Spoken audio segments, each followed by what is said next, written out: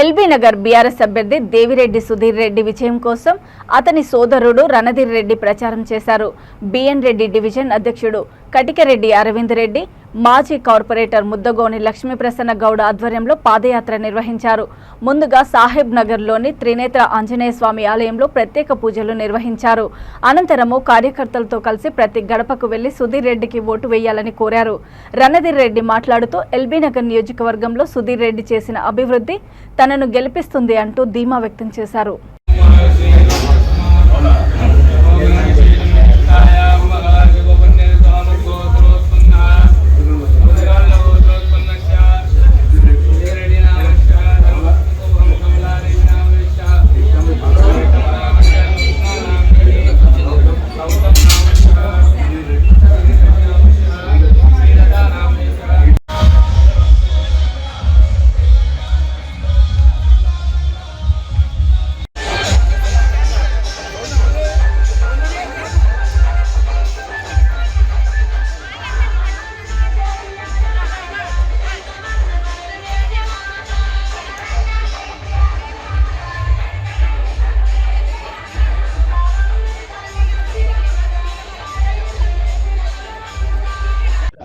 ఈరోజు ఎల్బీ నగర్ నియోజకవర్గంలో బిఎన్ రెడ్డి డివిజన్లో బ్రహ్మాండంగా పాదయాత్ర జరుగుతుంది. వందల మందితో ఇక్కడ పాదయాత్ర జరుగుతుంది. సీనియర్ లీడర్లు అరవింద్ రెడ్డి గారు, మరి ఎంతో మంది సీనియర్ లీడర్లు, మహిళా లీడర్లు అందరూ పాల్గొని ఇంటింటికి తడితే ఇంటింటికి మంచి స్పందన వస్తున్నది.